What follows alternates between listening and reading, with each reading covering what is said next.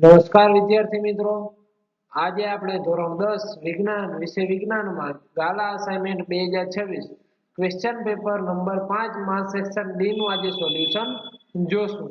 જો તમે આપણી YouTube ચેનલમાં નવા હો તો ચેનલને જરૂરથી સબસ્ક્રાઇબ કરી લાઈક અને શેર કરી દેજો. ચાલો આપણે વિડિયોની શરૂઆત કરીએ. Question number 47. નીચેના પ્રશ્નનો ઉત્તર આપો. 47મો પ્રશ્નમાં એ અને બી બે છે. એમાં એ છે ધોવાના સોડાની બનાવટ અને ઉપયોગ જણાવવાના છે. તો પહેલા બનાવટ જોઈએ આપણે. તો કે બેકિંગ સોડાને ગરમ કરવાથી સોડિયમ કાર્બોનેટ મળે છે. બેકિંગ સોડા એટલે ખાવાનો સોડા એટલે NaHCO3 એને ગરમ કરવાનું એટલે ઉષ્મામાં અને Na2CO3 એટલે ધોવાનો સોડા વત્તા પાણી છૂટું પડશે ને કાર્બન ડાયોક્સાઇડ છૂટો પડે છે. આ સોડિયમ કાર્બોનેટનું એટલે કે જે આ ધોવાના સોડા મળે છે આપણે Na2CO3 એનું પુનઃસ્ફટિકરણ કરવાથી ધોવાનો સોડા મળે છે. એટલે કે Na2CO3 વત્તા 10 મોલ H2 નું પુનઃસ્ફટિકરણ કરવાનું એટલે Na2CO3 * 10 મોલ H2 મળે એ જ આપણે કહેવામાં આવે ધોવાનો સોડા. ધોવાનો સોડા એ બેઝિક ક્ષાર છે. ક્ષાર છે પણ કેવો બેઝિક ક્ષાર છે. હવે એના ઉપયોગ જોવાના છે આપણે. તો કે કાચ અને સાબુ જેવા સંયોજનના ઉત્પાદનમાં એના ઉપયોગ થાય છે. બોરેક્સ જેવા સોડિયમ સંયોજનની બનાવટમાં થાય છે. ઘર સફાઈ કરતા તરીકે થાય છે. પાણીની સ્થાયી કઠિનતા દૂર કરવા માટે પણ થાય છે. કાગળ અને કપડા ઉદ્યોગમાં પણ થાય છે. પ્રયોગશાળામાં પ્રક્રિયક તરીકે પણ તેનો ઉપયોગ થાય છે. આ થઈ ગયા એના બધા જ ઉપયોગો. હવે એમાં બી આપણા પાચન તંત્રમાં pH નું મહત્વ સમજાવવાનું છે. તો કે આપણે જાણીએ છીએ તેમ ખોરાકના પાચનમાં જઠર અગત્યનો ભાગ ભજવે છે. જઠર હાઇડ્રોક્લોરિક એસિડ ઉત્પન્ન કરે છે. તે જઠરને નુકસાન પહોંચાડ્યા વગર ખોરાકનું પાચન કરવામાં મદદ કરે છે. પરંતુ અપચા દરમિયાન જઠર ખૂબ વધુ માત્રામાં એસિડ ઉત્પન્ન કરતો હોવાથી જઠરમાં દર્દ અને બળતરા થાય છે, જેને એસિડિટી કહે છે. એસિડિટીના ઉપચાર માટે બેઝનો ઉપયોગ કરીએ છીએ, જેને એન્ટાસિડ એટલે કે પ્રતિ એસિડ પદાર્થ કહે છે. તે જઠરમાં રહેલા વધારાના એસિડનું દ્રઢીકરણ કરે છે. એન્ટાસિડ તરીકે મંદ બેઝ પદાર્થો જેવા કે ખાવાનો સોડા, Na2CO3 અને મિલ્ક ઓફ મેગ્નેશિયમ MgOH2 તેના ઉપયોગમાં લેવામાં આવે છે. ચાલો એના પછીનો પ્રશ્ન જોઈએ. 48મો પ્રશ્ન. એસિડના ચાર રાસાયણિક ગુણધર્મો રાસાયણિક સમીકરણ આપી લખો. તો પહેલા તો એસિડના ચાર રાસાયણિક ગુણધર્મો કે તો કે ધાતુ સાથે પ્રક્રિયા કરે તો પછી ધાતુના ઓક્સાઇડ સાથે પ્રક્રિયા કરે, ધાતુના કાર્બોનેટ સાથે પ્રક્રિયા કરે અને બેઝ સાથે પ્રક્રિયા કરે. તો એનું પેલું જોઈએ ધાતુની એસિડ સાથેની પ્રક્રિયા અથવા તો એસિડની ધાતુ સાથેની પ્રક્રિયા. એસિડ વત્તા ધાતુ તો શું મળશે? તો કે ધાતુનો અનુરૂપ ક્ષાર એટલે ધાતુનો ક્ષાર મળશે અને હાઇડ્રોજન વાયુ ઉત્પન્ન થાય. એનું બે ઉદાહરણ આપેલા છે, તમે એક લખો તો પણ ચાલે. 2 મોલ HCl હાઇડ્રોક્લોરિક એસિડ અને કેલ્શિયમ સાથે પ્રક્રિયા કરાવતા કેલ્શિયમ ક્લોરાઇડ મળે છે અને હાઇડ્રોજન વાયુ ઉત્પન્ન થાય છે. એવી જ રીતે સલ્ફ્યુરિક એસિડની મેગ્નેશિયમ સાથે પ્રક્રિયા કરતા MgSO4 એટલે કે મેગ્નેશિયમ સલ્ફેટ મળે છે અને હાઇડ્રોજન વાયુ ઉત્પન્ન થાય છે. હવે બીજો ગુણધર્મ એસિડની ધાતુના ઓક્સાઇડ સાથે પ્રક્રિયા. એસિડ વત્તા ધાતુનો ઓક્સાઇડ એટલે મળશે હંમેશા ક્ષાર અને પાણી છૂટું પડશે. હવે ધારો કે હાઇડ્રોક્લોરિક એસિડ લઈ એની કેની હારે પ્રક્રિયા કરવા ધાતુનો ઓક્સાઇડ એટલે કેલ્શિયમ ઓક્સાઇડ અથવા બીજી જગ્યાએ લઈએ તો બીજું સમીકરણ મેગ્નેશિયમ ઓક્સાઇડ. બંને ધાતુના ક્ષાર છે. એની પ્રક્રિયા કરતા અહીંયા મળશે કેલ્શિયમ ક્લોરાઇડ અને અહીંયા મળશે મેગ્નેશિયમ સલ્ફેટ અને બંનેમાં પાણી છૂટું પડશે. એવી જ રીતે ત્રીજો ગુણધર્મ જોઈએ તો કે એસિડની ધાતુના કાર્બોનેટ સાથે પ્રક્રિયા. તો કે એસિડ વત્તા ધાતુનો કાર્બોનેટ તો મળશે શું? તો કે ક્ષાર અને છૂટું શું પડશે? પાણી અને કાર્બન ડાયોક્સાઇડ છૂટું પડશે. એનું ઉદાહરણ જોઈએ હાઇડ્રોક્લોરિક એસિડ અને H2SO4 બંને જોઈએ. હવે એમાં ધાતુનો કાર્બોનેટ એટલે કેલ્શિયમ કાર્બોનેટ લ્યો અથવા મેગ્નેશિયમ કાર્બોનેટ લ્યો, બે ધાતુના કાર્બોનેટ છે. તો છૂટું શું પડશે? તો આમાં કેલ્શિયમ ક્લોરાઇડ અને આમાં મેગ્નેશિયમ સલ્ફાઇડ. તો છૂટું બીજું અન્ય શું મળશે? તો કે પાણી અને કાર્બન ડાયોક્સાઇડ. આમાં પણ પાણી અને કાર્બન ડાયોક્સાઇડ. ચાલો હવે જોઈએ આપણે એસિડની ધાતુના કાર્બન સાથેની આપણે આગળ જોઈ લીધી. હવે એના પછીનો જોઈએ એસિડની બેઝ સાથે પ્રક્રિયા. કેની એસિડની બેઝ સાથે પ્રક્રિયા, એસિડ વત્તા બેઝ તો શું મળશે? ક્ષાર અને પાણી છૂટું પડશે. હાઇડ્રોક્લોરિક એસિડ વત્તા NaOH સોડિયમ હાઇડ્રોક્સાઇડ તો મળશે શું? NaCl. અહીંથી બંધ તૂટશે અને અહીંથી બંધ તૂટશે. Cl આ Na જોડે જોડાઈ જાય અને OH હતું એની જોડે આ H જોડાઈ જશે એટલે H2O છૂટું પડશે. NaCl એટલે કે મીઠું છૂટું પડે છે. એવી જ રીતે H2SO4 વત્તા KOH અહીંથી K છૂટો પડશે, અહીંથી SO4 K2SO4 એમ પડી જશે અને આમ પાણી છૂટું પડી જશે. એસિડની બે સાથે પ્રક્રિયા કરતા ક્ષાર અને પાણી મળશે. આ પ્રક્રિયાને તટસ્થીકરણની પ્રક્રિયા કહે છે. ચાલો 49મો. નીચેના પ્રશ્નોના ઉત્તર લખો.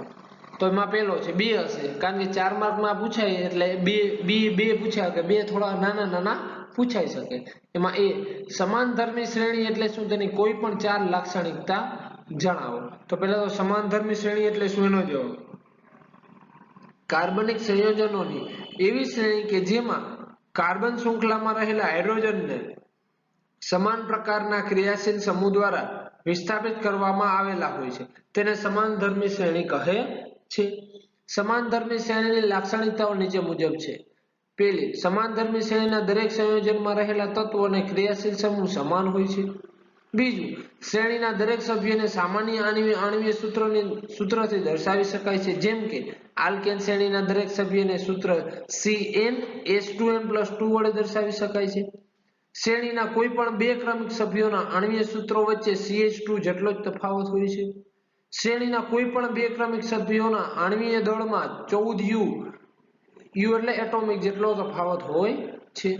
આ થઈ ગયા એની લાક્ષણિકતા. હવે આમાં જ 49માં જ બી જોઈએ. ઇથેનોઇક એસિડના બે ગુણધર્મો જણાવીએ અને તેના બે ઉપયોગો જણાવવાના છે. તો પહેલા આપણે જોઈએ ગુણધર્મો એટલે કે ઇથેનોઇક એસિડ એનું બીજું નામ છે એસિટિક એસિડના ભૌતિક ગુણધર્મો નીચે મુજબ છે. અહીં 5 આપેલા છે મિત્રો, તમને 2 માંગે છે, કોઈ પણ 2 લખો તો પણ ચાલે. તે રંગવિહીન, તીવ્ર, ખટાશયુક્ત વાસ ધરાવતું પ્રવાહી છે. શુદ્ધ ઇથેનોઇક એસિડનું ઉત્કલન બિંદુ 391 કેલ્વિન છે. મિત્રો જો આવું તમારે મુદ્દા યાદ રાખવાના નહીં, 391 કેલ્વિન. શુદ્ધ ઇથેનોઇક એસિડનું ગલન બિંદુ 290 કેલ્વિન જેટલું નીચું હોવાથી શિયાળામાં તેમજ ઠંડી આબોહવામાં તે થીજી જાય છે. તેથી તેને ગ્લેશિયર એસિટિક એસિડ તરીકે પણ ઓળખવામાં આવે છે. ચોથો મુદ્દો, તેના પાણીમાં બનાવેલા 5 થી 8% સાંદ્રતા ધરાવતા જલીય દ્રાવણને સરકો એટલે કે વિનેગર કહે છે. પાંચમું, તે નિર્બળ એસિડ છે પરંતુ હાઇડ્રોક્લોરિક એસિડ એ પ્રબળ એસિડ એટલે કે સંપૂર્ણ આયનીકરણ પામે છે. હવે બીજું એમાં શું માંગ્યું છે તો કે ઇથેનોઇક એસિડના ઉપયોગો. તો આમાં કોઈ પણ બે ઉપયોગ લખવાના. તો કે ઇથેનોઇક એસિડના ઉપયોગ નીચે મુજબ છે. પહેલો, વિનેગરની બનાવટમાં જે ખોરાકમાં સ્વાદિષ્ટ ખટાશ લાવે છે. બીજો, ખોરાકને લાંબો સમય સાચવવા માટે ખોરાક સંરક્ષક એને કહેવાય પ્રિઝર્વેટિવ તરીકે એનો ઉપયોગ થાય છે. ત્રીજો, પ્રયોગશાળામાં દ્રાવક અને પ્રક્રિયક તરીકે પણ થાય છે. ચોથો, સફેદ લેડ એટલે કે સફેદો બનાવવા માટે પણ થાય છે.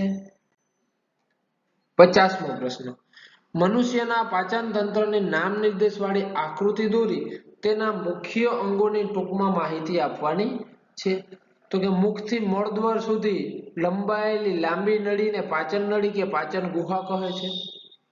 આપણે વિવિધ પ્રકારનો ખોરાક ખાઈએ છે. આ ખોરાક પાચન માર્ગમાં પસાર થાય ત્યારે નૈસર્ગિક રીતે નાના કણોમાં રૂપાંતર થવાની ક્રિયા થાય છે. તેમાં મુખ્ય અંગ ક્યાં ક્યાં છે તો કે પહેલું છે મુખમાં પાચન થાય. તો કે મુખમાં દાંત વડે ખોરાક ચાવતા નાના નાના ટુકડામાં રૂપાંતરિત થાય છે. બીજું તો કે ખોરાકના પાચનમાં લાળ રસ ભળે છે. તો એનું કાર્ય શું? તો કે લાળ રસમાંથી સ્ત્રાવ લાળ રસ વડે ખોરાક પોચો અને ભીનો બને છે. લાળ રસ એ એમાઇલેઝ એટલે કે એનું નામ છે બીજું ટાઇલિન ઉત્સેચક ખોરાકના જટિલ અણુ સ્ટાર્ચનું શર્કરામાં વિઘટન અથવા તો પાચન કરે છે. આ જો આ સમીકરણ સ્ટાર્ચ હોય લાળ રસ અથવા તો લાળ રસ એમાઇલેઝ ભળે છે અને બને શું માલ્ટોઝ એટલે કે શર્કરામાં રૂપાંતરિત થાય છે. ખોરાક ચાવવાની ક્રિયા દરમિયાન માંસલ જીભ ખોરાકને લાળ રસ સાથે સંપૂર્ણ રીતે મિશ્ર કરે છે. મુખથી જઠર સુધી ખોરાકને અન્નનળી મારફતે જાય છે. હવે ત્રીજું અંગ જઠરમાં પાચન. જઠરમાં શું થાય તો કે જઠરની દિવાલમાં જઠર ગ્રંથિઓ આવેલી હોય છે. તે હાઇડ્રોક્લોરિક એસિડ એટલે કે HCl પ્રોટીન પાચક ઉત્સેચકો પેપ્સિન અને શ્લેષ્માનો સ્ત્રાવ કરે છે. આ મિશ્રણને જઠર રસ કહે છે. જઠરની સ્નાયુમય દિવાલ ખોરાકને જઠર રસ સાથે મિશ્ર કરે છે. હાઇડ્રોક્લોરિક એસિડ એટલે કે HCl એસિડિક માધ્યમ તૈયાર કરી પેપ્સિન ઉત્સેચકની પ્રક્રિયામાં મદદરૂપ થાય છે. એના પછીનું છે નાના આંતરડામાં પાચન. એટલે નાના આંતરડાનું કાર્ય શું? તો કે નાનું આંતરડું પાચન માર્ગનું સૌથી લાંબુ અને ખૂબ જ ગૂંચળામય અંગ છે. જઠરમાંથી એસિડિક ખોરાક નાના આંતરડામાં પ્રવેશે છે અને નાનું આંતરડું યકૃતમાંથી પિત્તરસ અને સ્વાદુપિંડમાંથી સ્વાદુરસ મેળવે છે. હવે 51મો પ્રશ્ન. મનુષ્યનું શ્વસન તંત્ર સમજાવો. મનુષ્યમાં શ્વાસોચ્છ્વાસની ક્રિયા જણાવો. પહેલા આપણે મનુષ્યના શ્વસન તંત્રમાં સંકળાયેલા અંગ જોઈ લઈએ, પછી શ્વાસોચ્છ્વાસની ક્રિયા જોઈએ. એમાં પહેલું જ અંગ નસકોરા અને નસિકા માર્ગ. નસકોરા દ્વારા હવા શરીરમાં પ્રવેશે છે. આ માર્ગમાં આવેલા બાહ્યક રોમ દ્વારા હવામાં રહેલી ધૂળ અને અન્ય અશુદ્ધિઓ ગળાઈ જાય છે. આ ક્રિયામાં આ માર્ગનું શ્લેષ્મ સ્તર પણ મદદરૂપ થાય છે. બીજું અંગ ગળામાં રહેલા અંગો કંઠનળી, સ્વરયંત્ર અને શ્વાસનળી એટલે કે વાયુનળી હવાના વહન માટે એક સળંગ માર્ગ બનાવે છે. શ્વાસનળી ગળાથી ઉરસીય ગુહામાં ફેફસા સુધી લંબાયેલી હોય છે.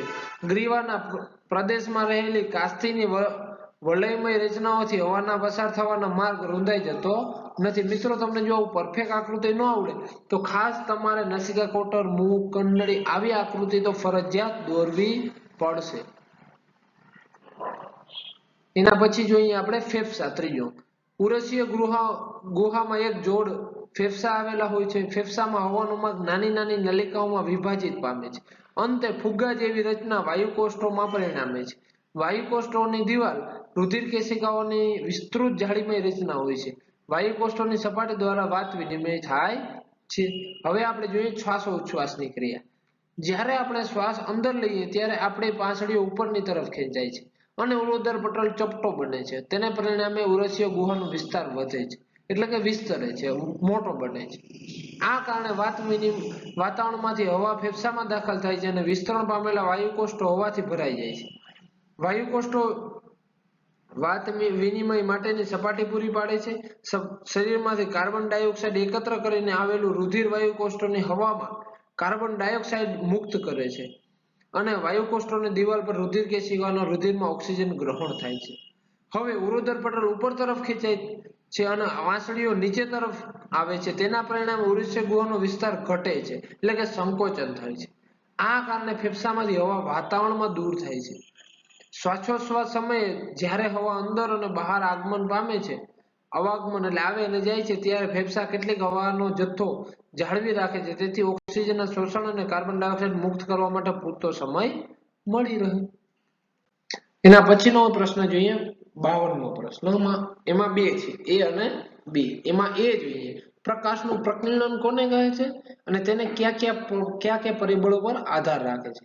તેમાં પહેલા જોઈએ પ્રકાશનું પ્રકીર્ણન. તો સૂક્ષ્મ કણો અને અણુઓ અથવા તો પરમાણુઓ વડે બધી જ દિશાઓમાં થતા પ્રકાશના વિખેરણ અથવા તો વિચલનની ઘટનાને પ્રકાશનું પ્રકીર્ણન કહે છે. હવે કયા પરિબળો પર આધાર રાખે એ જોઈએ. તો કે પ્રકીર્ણ પામતા પ્રકાશનો જથ્થો માત્ર એ પ્રકાશની આવૃત્તિ એટલે કે રંગ પર અને પ્રકીર્ણ ઉપજાવતા કણોના પરિમાણ પર આધાર રાખે છે. અત્યંત બારીક કણો તેનું પરિમાણ ખૂબ નાનું હોવાને લીધે મુખ્યત્વે નાની તરંગ લંબાઈવાળા જેમ કે વાદળી રંગના પ્રકાશનું પ્રકીર્ણન કરે છે. બીજું, જો પ્રકીર્ણન કરતા કણોનું કદ ખૂબ મોટું હોય તો પ્રકીર્ણન પામતો પ્રકાશ એટલે કે શ્વેત પ્રકાશ અથવા તો સફેદ પ્રકાશ દેખાય છે, કારણ કે દ્રશ્ય વિસ્તારની બધી તરંગ લંબાઈનું પ્રકીર્ણન થાય છે. હવે જોઈએ એમાં ને એમાં બી. સ્વચ્છ આકાશ વાદળી એટલે કે ભૂરા રંગનું જ કેમ દેખાય છે?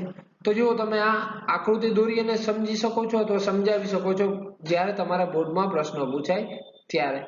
તો કે વાતાવરણમાં હવાના અણુઓ અને બીજા બારીક કણો દ્રશ્ય પ્રકાશની તરંગલંબાઇ કરતા નાના પરિમાણ ધરાવે છે.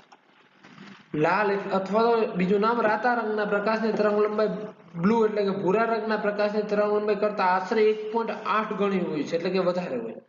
જ્યારે સૂર્યપ્રકાશ વાતાવરણમાંથી પસાર થાય ત્યારે હવાના બારીક કણો ભૂરા રંગના પ્રકાશનું લાલ રંગના પ્રકાશ કરતા વધુ પ્રબળતાથી પ્રકીર્ણન કરે છે.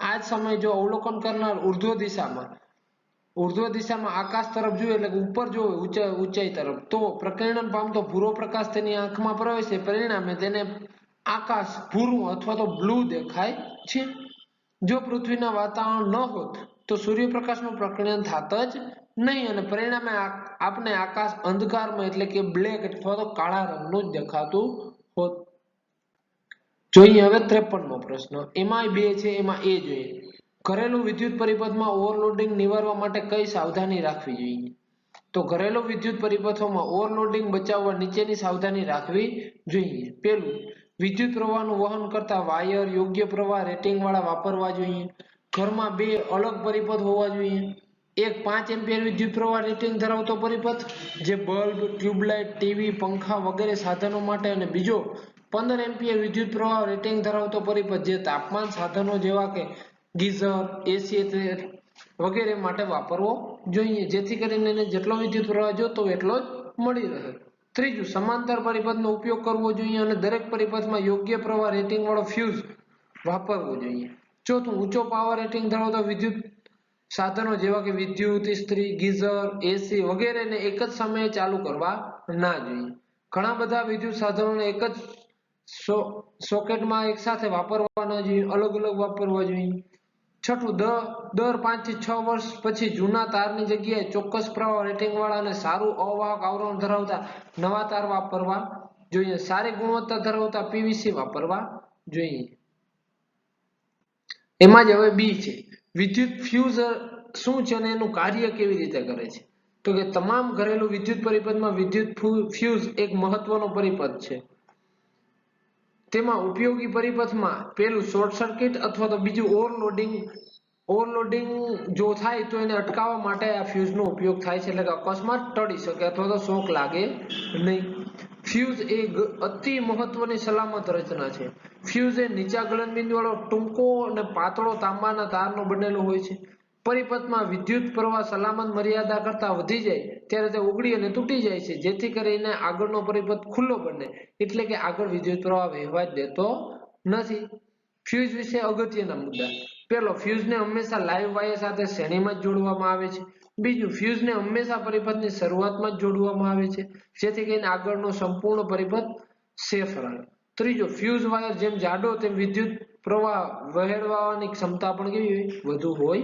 છે સેક્શન ડી નો છેલ્લો પ્રશ્ન એટલે કે 54મો પ્રશ્ન 54માં પણ બે પ્રશ્ન છે એમાં એ જોઈએ ઓઝોન એટલે શું તેને કોઈ નિવસન તંત્રને કેવી રીતે અસર પહોંચાડે છે તો પેલા ઓઝોન વિશે લખીએ તો ઓઝોન એટલે O3 પારજાંબલી કિરણ એટલે અલ્ટ્રાવાયોલેટ કિરણની વિકિરણની અસરથી ઓક્સિજનના 3 અણુઓથી બનેલો અણુ છે વાતાવરણના ઉપલા સ્તરમાં ઓઝોન એક આવશ્યક કાર્ય કરે છે આમ છતાં ભૂમિ સ્તરે ઓઝોન એક ઘાતક વિષ છે જો આપણે ખાઈ જઈએ અથવા તો આપણે વધારે એનો ઉપયોગ થઈ જાય તો એ ઝેર જેવું કાર્ય કરતું હોય ઓઝોન સૂર્યમાંથી આવતા ઓછી તરંગ લંબાઈ ધરાવતા પારજાંબલી કિરણો એટલે કે અલ્ટ્રાવાયોલેટ કિરણો ને શોષણ કરે છે આ રીતે પૃથ્વી પરની જીવન સૃષ્ટિને રક્ષણ આપે છે આવી રીતે નિવસન તંત્રને અસર પહોંચાડે એટલે કે નિવસન તંત્રને સંપૂર્ણ જીવંત રાખવામાં મદદરૂપ કરે છે હવે જોઈએ બી આહાર શૃંખલાના પોષક સ્તર જણાવો જો મિત્રો 3 આહાર શૃંખલા આપેલી છે ઝાડ એને અરણ વનસ્પતિ છે એને અરણ ખાશે એને કોણ ખાશે વાઘ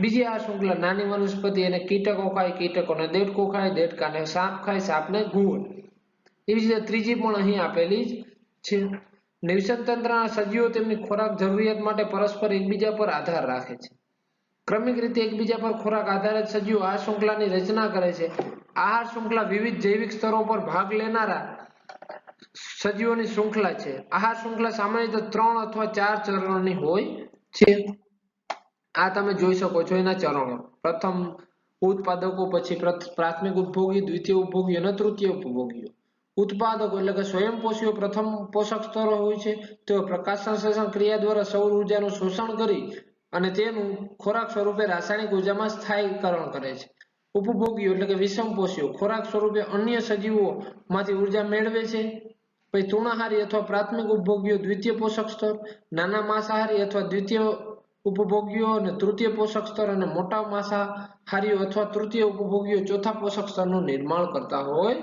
છે આ થઈ ગયો આપણો ક્વેશ્ચન પેપર નંબર 5 નો સેક્શન ડી નું સંપૂર્ણ સોલ્યુશન તો જો તમને વિડીયો ગમ્યો હોય તો વિડીયોને જરૂરથી લાઈક કરજો અને ચેનલને જરૂરથી સબસ્ક્રાઇબ કરજો. Thank you.